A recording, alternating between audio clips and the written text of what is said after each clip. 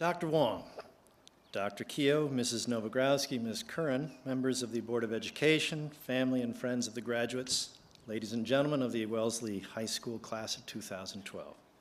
For the privilege of speaking to you this afternoon, I'm honored and grateful. Thank you. So here we are, commencement, life's great forward-looking ceremony. And don't say, what about weddings? Weddings are one-sided and insufficiently effective. Weddings are bride-centric pageantry. Other than conceding to a list of unreasonable demands, the groom just stands there. No stately, hey everybody look at me procession, no being given away, no identity-changing pronouncement. And can you imagine a television show dedicated to watching guys try on tuxedos? Their fathers sitting there misty-eyed with joy and disbelief. Their brothers lurking in the corner, muttering with envy. Left to men, weddings would be, after limits testing procrastination, spontaneous, almost inadvertent, during halftime, on the way to the refrigerator. And then there's the frequency of failure. Statistics tell us half of you will get divorced. A winning percentage like that will get you last place in the American League East. The Baltimore Orioles do better than weddings. But this ceremony, commencement, a commencement works every time. From this day forward, truly, in sickness and in health, through financial fiascos, through midlife crises, and passably attractive sales reps at trade shows in Cincinnati. Parents get that. Through diminishing tolerance for annoyingness, through every difference, irreconcilable and otherwise, you will stay forever graduated from high school, you and your diploma as one till death do you part. No, commencement is life's great ceremonial beginning, with its own attendant and highly appropriate symbolism. Fitting, for example, for this auspicious rite of passage is where we find ourselves this afternoon, the venue. Normally, I avoid cliches like the plague, wouldn't touch them with a 10-foot pole, but here we are on a literal level playing field. That matters, that says something. And your ceremonial costume, shapeless, uniform, one size fits all. Whether male or female, tall or short, scholar or slacker, spray-tanned prom queen or intergalactic Xbox assassin, each of you is dressed, you'll notice, exactly the same. And your diploma, but for your name, exactly the same. All of this is as it should be because none of you is special. You're not special. You're not exceptional. Contrary to what your U9 soccer trophy suggests, your glowing 7th grade report card, despite every assurance of a certain corpulent purple dinosaur, that nice Mr. Rogers, and your batty Aunt Sylvia, no matter how often your maternal caped crusader has swooped in to save you, you are nothing special. Yes, you've been pampered, cosseted, doted upon, helmeted, bubble-wrapped. Yes, capable adults with other things to do have held you, kissed you, fed you, wiped your mouth, wiped your bottom, trained you, taught you, tutored you, coached you, listened to you, counseled you, encouraged you, consoled you, and encouraged you again. You've been nudged, cajoled, wheedled, and implored. You've been feted and fawned over and called sweetie pie. Yes, you have. And certainly we've been to your games, your plays, your recitals, your science fairs. Absolutely, smiles ignite when you walk into a room, and hundreds gasp with delight at your every tweet. Why, maybe you've even had your picture in the Townsman. And now you've conquered high school, and indisputably here we all have gathered for you, the pride and joy of this fine community, the first to emerge from that magnificent new building. But do not get the idea you're anything special, because you're not. The empirical evidence is everywhere, numbers even an English teacher can't ignore. Newton, Natick, I'm allowed to say Needham, yes? That has to be 2,000 high school graduates right there, give or take, and that's just the neighborhood ends. Across the country, no fewer than 3.2 million seniors are graduating about now from more than 37,000 high schools. That's 37,000 valedictorians.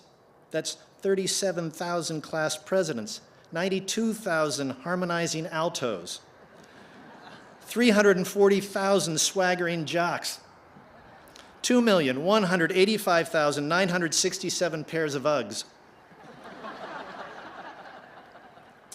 But why limit ourselves to high school? After all, you're leaving it. So think about this. Even if you're 1 in a million on a planet of 6.8 billion, that means there are nearly 7,000 people just like you. Imagine standing somewhere over there on Washington Street on Marathon Monday watching 6,800 yous go running by. And consider for a moment the bigger picture. Your planet, I'll remind you, is not the center of its solar system. Your solar system is not the center of its galaxy. Your galaxy is not the center of the universe. In fact, astrophysicists assure us the universe has no center. Therefore, you cannot be it.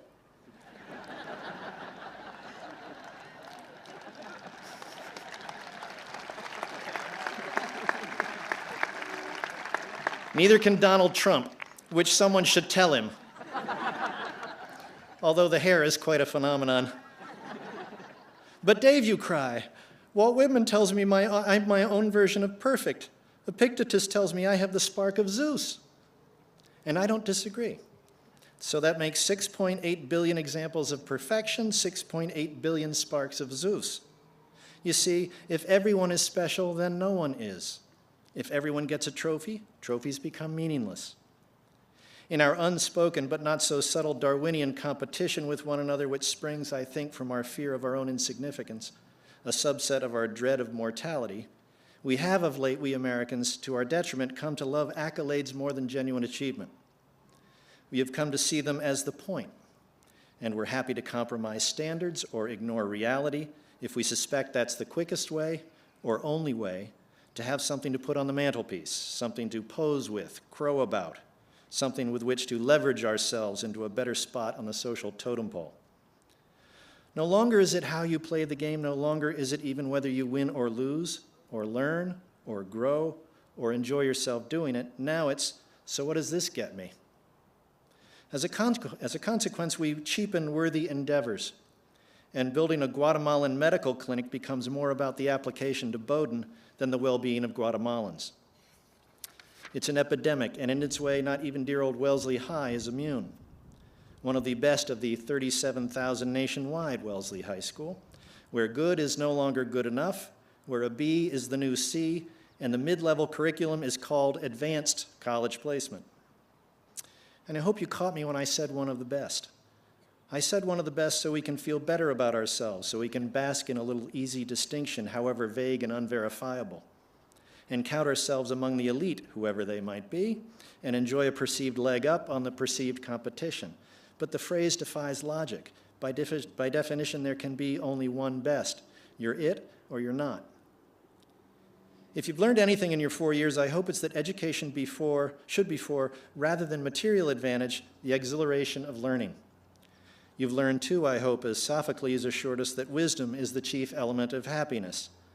Second is ice cream, just an FYI.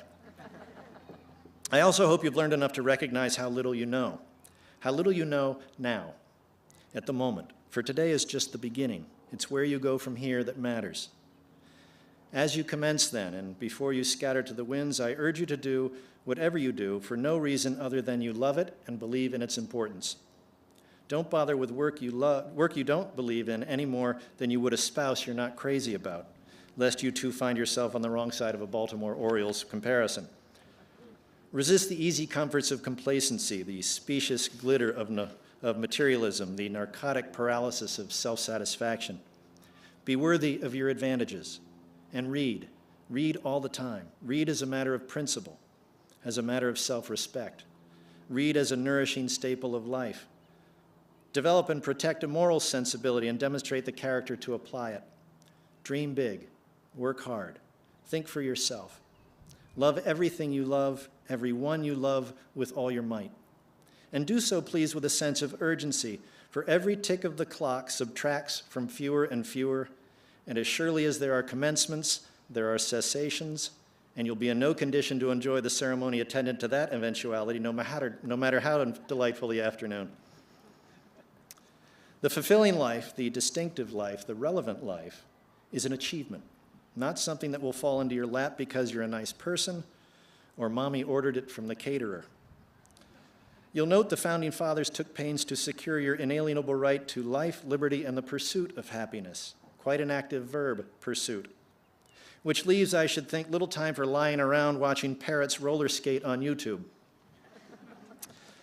The first President Roosevelt, the old Rough Rider, advocated the strenuous life. Mr. Thoreau wanted to drive life into a corner, to live deep and suck out all the marrow. The poet Mary Oliver tells us to row into the swirl and roil. Locally, someone, I forget who, from time to time encourages young scholars to carpe the heck out of the diem. The point is the same. Get busy. Have at it. Don't wait for inspiration or passion to find you. Get up, get out, explore, find it yourself, grab hold with both hands. Now, before you dash off and get your YOLO tattoo,